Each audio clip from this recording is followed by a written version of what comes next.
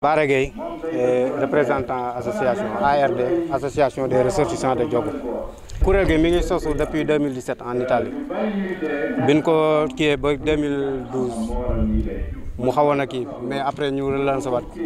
yokk doole ji léegi nga xam ne kuréel gi léegi dafa yaatu képp koo xamante ne ressortissant nga bu dëkk Diogo boo xamante ne yaa ngi ci bitim réew muy Amérique mi ngi constitué 3 continents ak 7 pays. Il y a l'Amérique, l'Europe et l'Afrique. Les 7 pays, Brésil, Modou Modou nekk Argentine ngi ci Modou Modou nekk Allemagne ngi ci Modou Modou nekk Canada ñu ngi ci Modou Modou nekk France Italie Espagne ñëpp a ngi ci waaw loolu moo ñu yëkkati ñu noo xool ne xam ne war na soxla di gox bi moo tax ñu wëlbatikuwaat pour jëmale li ci gox bi incha allah. ban jàngat nga am ci jafe-jafe yi am tey dégg nga ko ñu askan wi wax ko. waaw jafe-jafe yi bari na jafe-jafe yi bari na te ñun dund nañ ko avant ñuy dem dañ koo dund avant ñuy dem te ba léegi amaguñ ci solution moo tax moo waral lii. ci li may continuer mooy damay wax ci kàddu ki nga xam ne mooy président association te association bi tamit déggoowuñ kenn loolu ci WhatsApp kese gars yi gisewuñ kiiwunu mais ci source bi dëgg-dëgg mooy WhatsApp jafe-jafe yi ci dëkk bi bari na jafe-jafe yi premièrement population bi foofu ñu ngi woo maanaam population bi nekk benn ndax ñun bu fekkente ne ñun war na noo mën a déggoo ci WhatsApp kese giseyantoon bay nekk benn di defal dara kon ñoom it ñi nga xamante war na noo mën a gisee di réunion war na noo mën di déggoo te déggoo gi des na fii tamit ci dëkk bi ñu waxantee li am dëgg-dëgg peut-être nag autorités yi ñu ngi ko exploité di wax ni maanaam déggoowu leen du leen mën a defal dara mais tamit ci kaw déggoo googu nañ jàpp ni maanaam déggoo yombul fenn amul fenn sax laay wax fenn ci Sénégal foo xamante ne nit ñi dañuy wax di déggoo déedéet mais nag ñoom li leen war mooy tranché bu population bi déggoo ñu tranché mais waxuñu leen fi pour ñuy xaar population bi déggoo pour ñu war a def ci dëkk bi dara loolu waxuñu leen ko. déggoo gi ñàkk a déggoo gi tamit man daf may jaaxal ñu di ko wax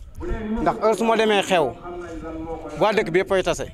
ñu ngi mayante soxna ñooy bokk xewu jàmm di bokk xewu naqar kon ana ñàkk a déggoo gi tamit ci biir dama koy laaj. waaw loolu dama koy laaj bu baax a baax a baax di woo nit ñëpp daal ñu déggoo nekk benn fàttaliku maanaam di bañ a privilégié intérêt personnel mais muy doon intérêt commun boo xamante ni waa dëkk bépp ci la ñu jariñ. autorité yi nag defalul dara. autorité yi nga xamante ne defulu fi dara dama koy wax premièrement gis nga ni ko chef de poste bi waxee ni ko ICP bi waxee maire bi li ko war ci maanaam ci poste de santé bi defu ko wax na ko. defu ko gox bi sax moom jëlal naa ko mais poste de santé bi rek li ko fi war defu ko kon loolu premièrement kii la bi ci topp mooy sous-préfet heure soo leen waxee ñoom ñëpp ak mooy MDL bi koo ci wax dana naa jubóowu leen mais kañ lañ war a defal ñu kañ lañ war a xaar pour defal ñu ndax jubóo moom du am ala kulli àll déggoo nii nga xamante ne parce que ñaar fukki nit fu ñu tase rek xel yi duñ bokk il faut idée yi di wute. mais nag ñoom dañ leen fee teg pour loo xamante ni danoo war di tranché ci biir nit ñi nekk arbitre jafe-jafe ci dëkk bi bari na trop Sénégal maanaam Diogo zone Diogo bi li ñuy souffrir moom miti li ñuy souffrir ci boppam moom miti te dara waralu ko lu dul ay autorités yoo xamante ni bàyyilul xel ñi nga xamante ni ñoom lañ yilif nit tamit bu la dénkee kàddu nga yilif ñëpp da ngay war di bàyyil sa xel sa kàddu googu nga xamante ni mën naa lor maanaam askanu lëmm tamit ñu di ko bàyyil xel bu baax a baax li may ñaan mooy di leen woo ñoom ñëpp ñu fàttali ko Diogo xam ne Diogo dëkk la boo xamante ni bu yomba dimbali la mais tamit dafa am loo xamante ni moom mu leen war ñoom ci dëkk bi ñun mënuñu lépp waa dëkk bi mënuñu lépp waa dëkk bi leen man mooy xëy di liggéey fii gisoo fi kenn kuy taxawal wala kuy sàcc wala kuy géey xëy di liggéey lan man mais ñoom it li leen fi war gis nga ko fi nga jaar gis nga courant bi wàcc jafe-jafe la ndox mi bu ma la ko joxoon doo ko naan ma nga xong kenn mënu koo gis jël fóot sax mënu ko ak yeneen yoo xamante ne da leen a war ci dëkk bi nan fàttaliku dëkk bi bu baax a baax a baax a baax a baax. mais yéen jóg ngeen ci déjà di bëgg di saafara rawatina ci jàppale askan ñu gën a faju seen yéene dëgg-dëgg lan la à part échographie bi ak projet yi ngeen am. suñu yéene yaatu na mooy comme ni ma ko waxee ci début bi yéene ji mooy association bi dana war a dina fas yéene yëngu ci côté santé den yëngu ci côté éducation mbay mi agriculture den ci yëngu activité sociale yi den ci yëngu ak sportif incha allah. mais poste de santé bi lan ngeen fi bëgg a def concrètement. poste de santé bi dañ fee bëgg a tabax benn bâtiment boo xamante ne day méngóog jamono boo xamante ni ku dikk di nga fekk lépp incha allah maternité beeg yëpp ci la di bokk maanaam ci xayma bari na xaalis bi bari na vraiment mais dañ ko liggéey incha allah ñu ngi ci kii. 100 millions 80 millions. bon dina ay 50 millions. incha allah liggéey bi kañ la mën a tàmbali. liggéey bi dañoo bëgg mu tàmbali ci lu yàggul dara incha allah moom lañ bëgg mu tàmbali ci lu yàggul dara dèjà def nañ mool yi xeer yi mi ngi fi kii bi mi ngi fi fer bi mi ngi fi kon li des moom mooy commencé tegu xeer bi moo leen bëgg a def tey incha allah pour commencer. te loolu lépp danoo xool xam ni maanaam poste de santé bi moo gën a souffrir quoi ndax fi metti bari na mais poste de santé bi moo gën a metti te nit ki tamit bala ngay tal dara da ngay wér ba pare doo ko tal dara te aussi tamit fii lan mën a commencé maanaam waa dëkk bi yëpp mën cee daal di gis seen bopp jariñu ci daal di ci lu gën a gaaw ci li may continuer ci autorités yi mooy ñu bën a privilégier intérêt personnel te mu nekk loo xamante ne intérêt commun lay doon di bàyyil xel ñi nga xamante ne ñoom lañ jiite di def li leen war ci njaboot yi ndax seen njaboot lan pour l'instant seen njaboot lan mën a wax kon danoo war di bàyyil xel li nga xamante ne moo leen war ci njaboot gi te aussi tamit maanaam mocc day gën mat ni ma koy waxee ndax nit ki dina dem ba toll foo xamante ne ni dina jëfe noo xamante ne du bëgg ko woon kon nan bàyyil xel bu baax a baax askan wi ñu ngi leen di jaajëfal bu baax a baax di leen remercier. Je m'appelle Assane Diouf, infirmier chef de centre de Diogo. waaw defuñu lu di ko rafetlu dañ koy rafetlu bu baax rek ndax don la boo xam ne don bu am solo la don bu am solo la duñ def lu dul di ko rafetlu di leen ci encourager di leen ci féliciter bu baax ndax avant ñu koy indi sax dama doon dégganteeg ñoom par WhatsApp ñu may laaj yan muy jafe-jafe hôpital bi ma leen koy benn ba rédiger ko sur une bout de papier envoyé ko par email ñu partage ko ci WhatsApp bi ku ne la nga mën nga koy def ndax indi nañ fii am na benn Modou bu fi indi ay draps yu bëri pour lal yi keneen ñëw indi ambulance bi tey association bi ñëw ne def ñuy tabaxal benn bloc médecine boole ko échographie loolu vraiment duñ def lu ñu ko rafetlu parce que dañ ñoo appuyer foofu on appuie fort boo xamante ne dinañ ñu permettre liñ bëgg a def dinañ ko def ni ñu ko bëgg a defee te aussi dinañ ñu permettre aussi tam ñu am des soins de qualité am aussi tam ay indicateurs yu baax te loolu yëpp vraiment buñ taxee suñu ginnaaw ñu ci job duñ def lu di ko rafetlu di leen encourager di leen ñaanal aussi tam yoon wu ñu jël foofu la. nga sànq ci jafe-jafe yi yaa ngi koy jànkuwanteel fii ci poste de santé est-ce que nga cee dellu si waat. waaw jafe-jafe yi ñuy jànkuwanteel ci poste bi xëy na léegi sax tane na xaw na tane tuuti mais bu njëkk bi ma fiy door a ñëw metti woon na parce que da nga daan xëy 8 heures ba 21 heures presque 22 heures sax fekk la ci bureau yi ngay consulter surtout ma jamonoy hivernage pour un seul infirmier dafay metti amuñu personnel fu dee des fois moo waraloon sax boo tëddoon guddi sax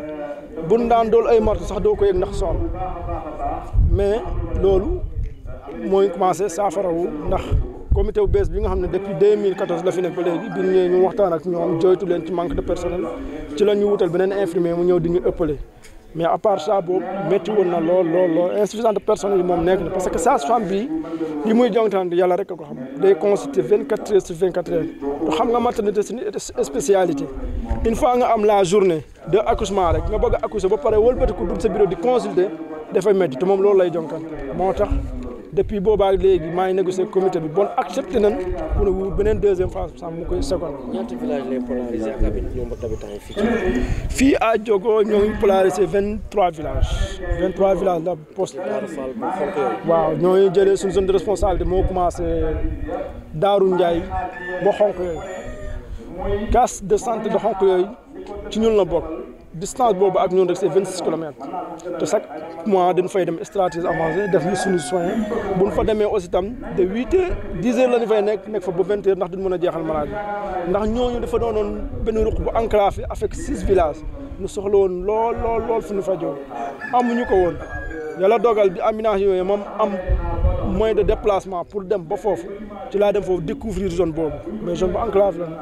ci lan ma jàpp benn conseiller bu ñuy wax Ramassar jàpp ma yóbbu ma ba ci case de santé ba mu ne lii de depuis 2000 nag fi tabax waaye defuñ ci woon lu denc bagage wala ay nit di ci logé léegi nag yow comme yàlla dogal nga nekk fii te yow yaa ñu boot loo ñu mën a dimbale ma jàpp la ñu ci laa commencé ñëw di samay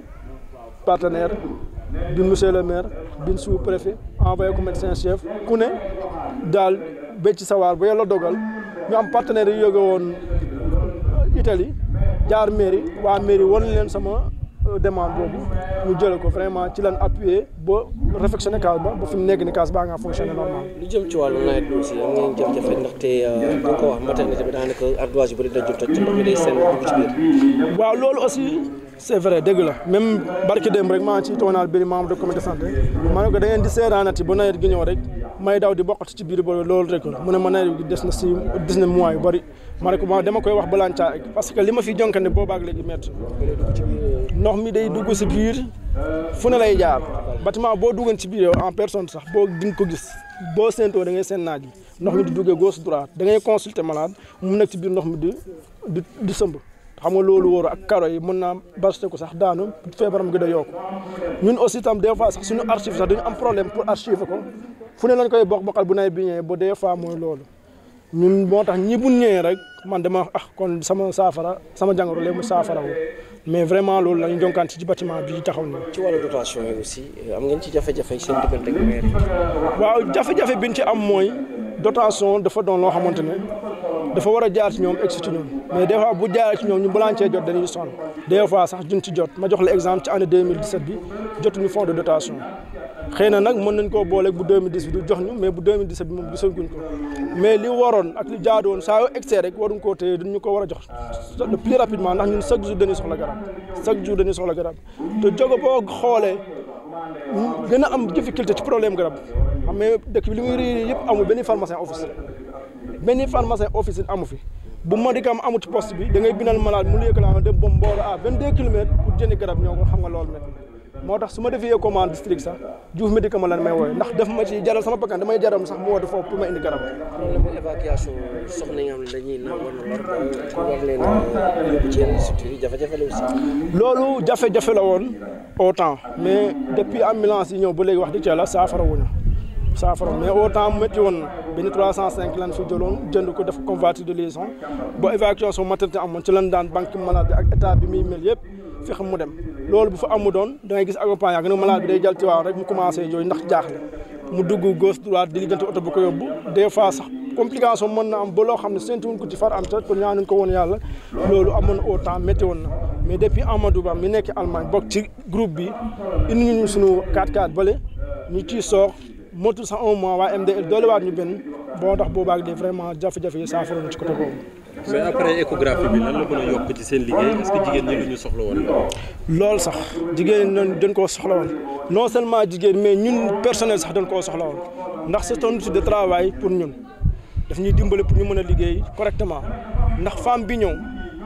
visite war a def écho au maximum 4 au minimum 2 nga bëgg ko passe loo fii ba Mboro xamoo jëkkër ji am na moyen amul moyen dafay metti te jigéen am na terme bu muy toll dernier trimestre bi nga bëgg koo yëgloo ay oto di way ak tali bu naqari bi aussi tam du lu baax ci wér-gu-yaram mu doomu aadama kon nag ñoom jute woon nañ ko mais ñun itam jute woon nañ ko ndax daf ñuy permettre ñuy orienté ci suñu consultation ci suñu liggéey ba femme boobu demee ba war a mucc dina xam fan la ñuy teg suñu tànk bu dee boo xam ne dina koy gérer fii ñu gérer ko boo xam ne c'est à refaire ñu teel ko préparer pour balaa référence bee ñoom mu xam lan mooy li koy xaar mais fii en général mooy li ma wax fee sànq ci base bi des fois sa femme day bind échographie jox ko femme bi mu dem wax ko jëkkëram ne ko di taluma ko tal naa leen ne lu dul écho dama bëgg a xam ndax góor la wala jigéen rek or que du loolu te loolu yëpp mooy li ma daan wax rek il faut ñu yokk sensibilisation pour xamal leen mais dañoo xamul mais bu xamee dinañ def problème boobu vraiment moom am na benn apport bu am doole bu muy indi fii te et puis buñ ko daan defi 8000 francs wala 10 000 comme ñu ñoo ko moomal suñu bopp mën na bañ a àgg foofu aussi loolu sam c'est un apport boo xamante ne bu fort la daal. Soyez les bienvenus pour notre événement aujourd'hui, pour la prospère raison pour laquelle on nous a alloué une bloc sanitaire pour le poste de santé de Diogo. C'est ça quoi. Le chapelet de doléances que vous avez égrégé dans bien sûr, parce que le chapelet de doléances que j'ai envoyé tout à l'heure, vraiment, en premier point, je remercie l'association ARD de Diogo parce que vraiment ils sont très engagés pour nous épauler sur notre structure de santé. Raison pour laquelle il nous a amené une machine échographie pour aider la population de faire l'échographie sur place. Et ils sont venus ici pour visiter les 3 locaux que nous avons dans notre poste de santé de Diogo. La maternité, la salle d'hospitalisation et la médecine. Et finalement, ils sont conclus que vraiment, il fallait qu'on ait des changements pour que vous travaillez dans de bonnes conditions. Quelles sont vos principales difficultés Les principales difficultés du poste de santé? Les principales difficultés du poste de santé, c'est un peu énorme. Parce que ici, la première difficulté, c'est la population. Le poste de santé polarise beaucoup de villages, 23 villages, plus les hors-zones. Et le ministère de la Santé, chaque année, il nous a allié une population sous-estimée, très sous-estimée, parce que des fois, nous recevons des malades partout ailleurs, partout. Notre zone de responsabilité commence une village qui s'appelle Daoundai jusqu'à Khonkoye. Nous recevons des malades de Lompoul, de Kébémer, partout ailleurs. Même les malades de Fass-Boye, des fois, ils sont venus ici. Vraiment, c'est un premier point. Avec ça, si insuffisant de personnel, il y a beaucoup de problèmes qui se posent. Parce que l'être humain, c'est un être humain. On ne peut pas travailler 24 heures sur 24, 7 jours sur 7. C'est difficile. Et vous entendez tout à l'heure les versions de la population. Lorsque j'étais seul, je travaille de 8 h jusqu'à 20 h ou 21 h. Si je dors à la nuit, personne ne me réveille. Parce que c'est très, très chaos. La raison pour laquelle les premières difficultés, c'est ça. Et finalement, avec le comité de santé, ils ont essayé de trouver un autre infirmier qui vient pour m'appeler. De petit à petit, il y a une réduction par rapport à la consultation. Mais concernant les matériels, aussi, c'est ça. Parce qu'avant, nous avons 2 ambulances, il y avait énormes difficultés. Énormes difficultés, surtout à côté de la maternité. Si on veut évacuer une malade, on va aller sur la route pour chercher une clando ou bien autre chose. Finalement, il y avait une mort ou bien d'autres choses, complications. Mais avec l'ambulance que vous voyez là, c'est les ressortissants. Une de ces ressortissants qui l'a amené. Elle s'appelle Amadouba. Il travaille à l'Allemagne. L'autre ambulance que vous voyez en dehors, c'est le don des GCO. Jusqu'à présent, côté des évacuations, c'est un peu redressé. Mais de l'autre côté, notre bloc médecine, pendant l'hivernage, on aura beaucoup de problèmes, beaucoup de difficultés pour consulter. Parce que les bâtiments, c'est pas bon partout ailleurs. L'eau entrée de gauche, à droite, et nous trouver dans le bureau. Des fois, ils mouillent nos documents, nos archives. Ça, c'est vraiment dur. Et dans ce cas, même les patients, ils sont déplorés par rapport à ça. Parce que vraiment, un patient qui est dans une bureau qui coule, qui amène de l'eau ou bien de la soleil qui pénètre partout ailleurs, c'est très difficile. Mais on essaie de débrouiller avec. Jusqu'à l'arrivée de l'association, vraiment, on a commencé à soulager. Et la mairie dans tout ça? La mairie, comme je vous l'avais dit tout à l'heure, la santé est une compétence transférée. La mairie elle nous a appuyé sur les fonds de dotation, mais ils viennent tardivement. La fonds de dotation de 2017 jusqu'à présent, rien n'est... Peut-être on va cumuler les deux en 2017 pour nous donner ça. Mais la mairie doit faire le plus rapidement possible pour agir par rapport à la santé. Et il y a aussi des mairies qui appuient les autres postes. Par exemple, il y a beaucoup de personnel communautaire. La mairie peut prendre une personnel communautaire pour payer mensuellement. Mais elle peut prendre le chauffeur pour payer mensuellement, mais on ne le fait pas. Chaque année, on fait nos doléances, remettre le monsieur le maire, jusqu'à présent, rien n'a abouti. Vous avez ressenti la présence des gestions dans la localité? Oui, j'ai ressenti la présence des GCO dans la localité. Parce que, comme je vous l'avais dit tout à l'heure,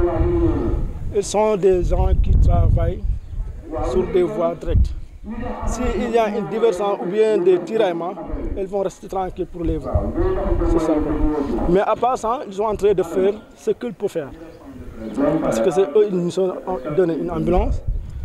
Ils ont fait d'autres choses à côté de l'école et du marché et autres. Et il nous a promis aussi d'autres choses jusqu'à présent, mais comme la promesse est une dette, on attend jusqu'à présent.